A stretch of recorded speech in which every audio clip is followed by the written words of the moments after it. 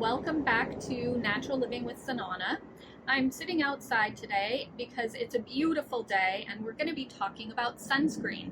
I'm looking at the city of Portland. I wanted to give you a little sneak peek of the city of Portland. It's a beautiful city and I thought you might enjoy seeing it as well. So today we're going to talk about the 4 reasons you should stop using chemical sunscreens today and what you can do instead to protect yourself from skin cancer. So at the end of this video, we'll talk about alternatives to using chemical sunscreens to protect yourself from skin cancer and the other damaging effects of UV rays. So we have all been taught to slather on sunscreen whenever we go outside. It's ingrained in us that sunscreen is what protects us from skin cancer. What if I told you that that is not necessarily true? We all know that the sun is quite powerful and that its ultraviolet rays can cause damage to our skin.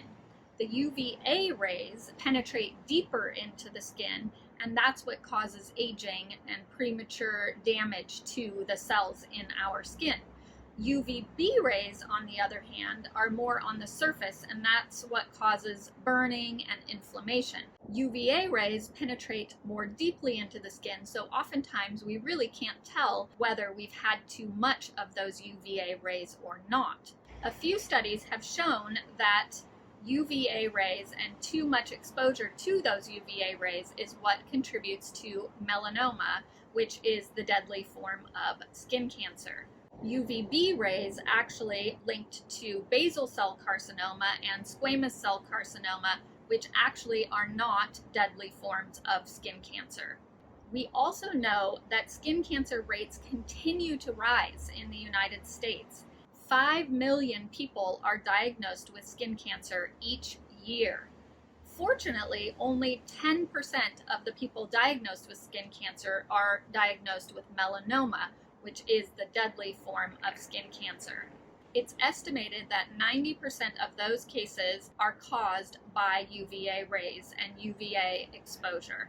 The good news is that most skin cancer is preventable, and that's what we're going to talk about today, is how we can protect ourselves from exposure to the damaging UVA rays that can cause cancer. Here's what you need to know about sunscreen and sun exposure and why it's important to stop relying on chemical sunscreens to protect yourself. So reason number 1 is that we all need vitamin D. Vitamin D is synthesized in our bodies through exposure to UVB rays. Those UVB rays that also can burn our skin are what we really need in order to get adequate vitamin D. You can get vitamin D through supplements and through food, but it's actually really hard to get them through those sources, and it's best to get vitamin D through exposure to the sun. The problem is that we put sunscreen on before we even go outside, and even an SPF of 8 can block the amount of vitamin D that we get from the sun by 95%. An SPF of 15 blocks 98% of those rays and the vitamin D that we can get from those UVB rays. And who uses SPF 15? Most of us are using SPF 30. So that means if we're putting sunscreen on before we leave the house, we're really reducing our ability to get that much needed vitamin D from the sun. And it is estimated that about half of the population is vitamin D deficient. Almost all of us could use more vitamin D in our lives. Studies show that vitamin D is actually protective against cancer. It's protective against lung cancer, colon cancer, breast cancer, ovarian cancer, and even skin cancer. So we really need to be getting vitamin D to help prevent cancer. We also need vitamin D to boost our immune system and to build strong and healthy bones. The calcium can't actually work without vitamin D. So I recommend getting a little bit of sun before you slather yourself with sunscreen. So what I like to do is put sunscreen on my face, under my makeup, and leave the rest of my body, my arms and my legs, exposed to the sun. And then in about 15 or 20 minutes, I will go ahead and put the rest of my sunscreen on. You will learn what is an okay time period for you to be out in the sun without sunscreen before you need to put sunscreen on. So you can just experiment with that a little bit. Don't go too long though, because then you risk too much damage from the UVA rays and burning from the UVB rays. But again, the UVB rays are what you need in order for your body to synthesize the vitamin D. So that is what we need to do in order to get more vitamin D. All of the sunscreens on the market are very good at blocking the UVB rays, and that's one reason that we need to stop using the chemical sunscreens right away. I will put some links down in the description to EWG. They have so much information there about sun and sunscreen. If you haven't read that, it's a really important place to go, and there's extensive information. A lot of the information about the studies that I am referring to are listed there, so you can get all of the details and dig a little deeper. I'm just talking about the main points that you need to know in order to make the best decision for your health. So visit the EWG website to get more information. And also I'll put lots of links in the description that link to some of the studies and other information pertaining to what I'm talking about here today. You know that you can always find that type of information in my descriptions. I like you to be able to research and do what you need to do to feel comfortable making the best decision for your health, for your family's health, all around. So check that out. And also, if you have any comments or questions, be sure to put them down in the comment section, and I will get back to you as soon as possible. I love getting comments from you guys and being able to share information with each other in this community. So number 2 is chemical sunscreens are harmful to our health. They are linked to cancer and endocrine disruption. The chemical sunscreens that are most common in the sunscreens on the market today are Oxybenzone, Octinoxate, Avobenzone, and homosalate. Oxybenzone is one of the ones you want to stay away from at all costs. Recent studies have linked oxybenzone to Hirschsprung's disease in babies. So if you are pregnant or planning to get pregnant, trying to get pregnant, oxybenzone is one that you need to steer clear of for sure. Octinoxate is a known hormone disruptor and thyroid disruptor. Avobenzone is a known obesogen, and they have found that it breaks down into even more harmful chemicals when it is exposed to the sun or chlorine. And of course, those are the places that we're actually going to be using it. Homosalate is another endocrine disruptor and should also be avoided. So the FDA did 2 studies, and they published them last year. And what they found is that these sunscreen chemicals are present in people's bodies within 30 minutes of application, and they can be in our bodies for up to 3 weeks after one single application.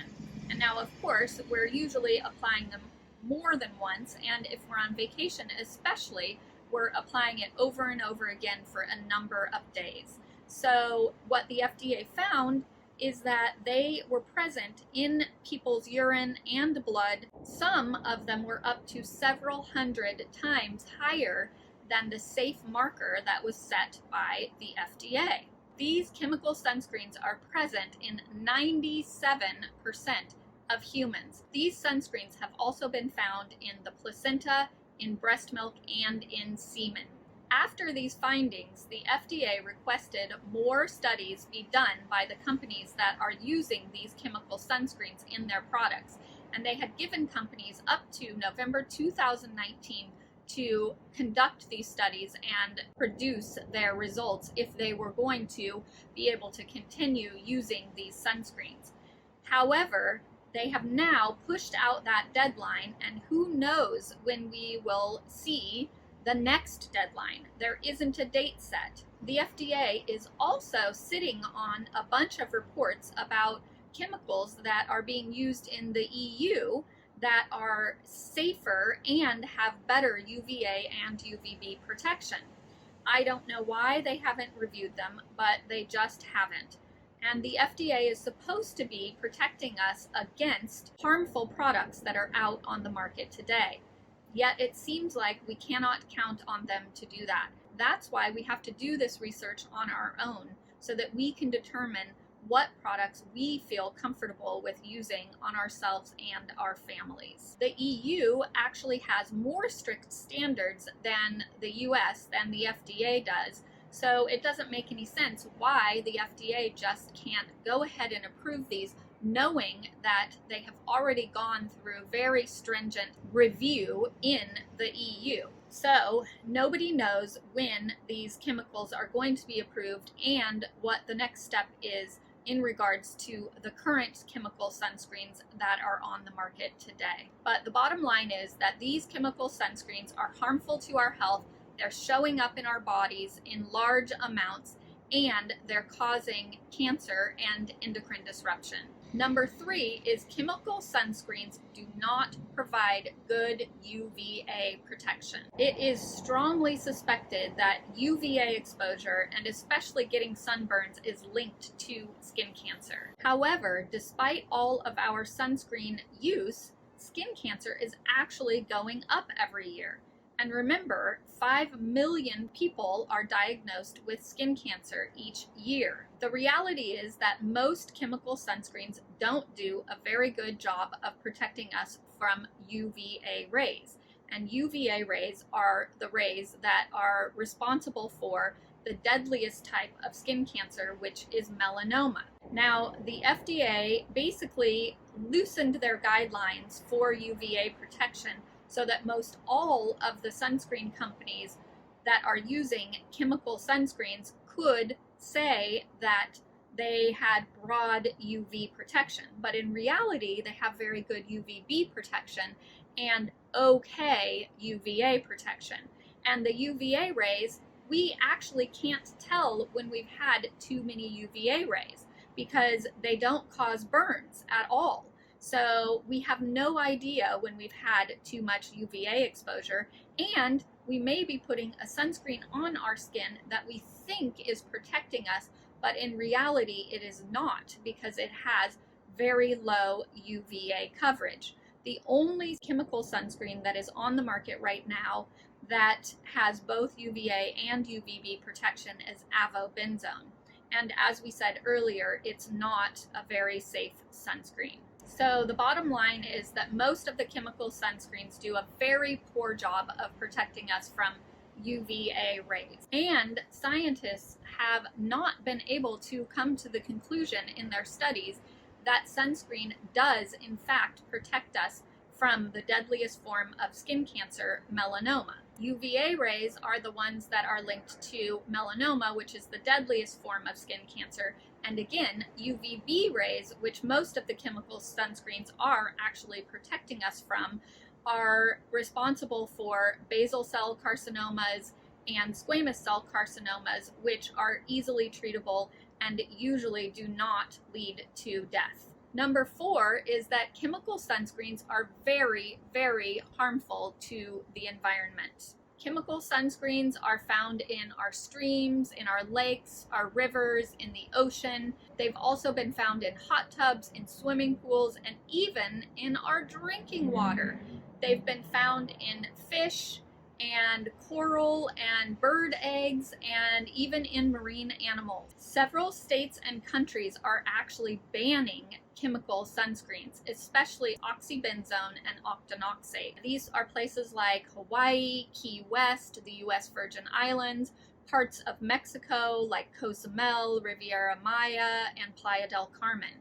This is because they are seeing the damage that it's doing on the coral reefs. And again, I'll put a link down in the description so that you can go and check it out yourself. But it's a pretty known fact that these chemical sunscreens are not only harming ourselves, but they're also harming our environment.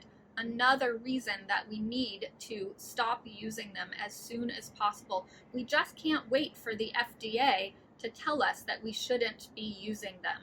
The FDA is in charge of regulating sunscreens, because sunscreen companies want to claim that these sunscreens prevent cancer. And so, because sunscreen is a drug that wants to make a claim, then the FDA must regulate it. Sunscreen is actually an over-the-counter drug. It's an over-the-counter medication. It's a chemical that we are choosing to use because it says that it protects us against cancer. But in reality, scientists have not actually been able to put the two together to prove that sunscreen does, in fact, reduce our risk of the deadliest form of skin cancer, melanoma. So what can we do instead of using these chemical sunscreens? There are other options, guys. And this is the funny thing.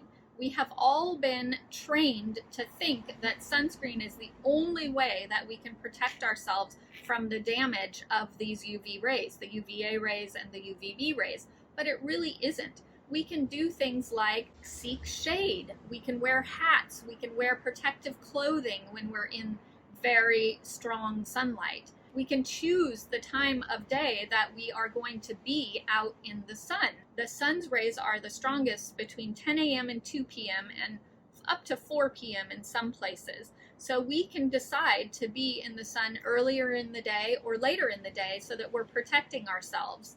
We can also drink lots of water and avoid drinking alcohol when we are in the sun. Alcohol reduces antioxidants in our body and actually makes us more susceptible to sunburns. The biggest thing that we can do to protect ourselves from the damaging aspects of the sun's rays and also reduce our risk of getting skin cancer is to use physical sunblock instead of the chemical sunscreens. There are two physical sunblocks, and they are zinc oxide and titanium dioxide.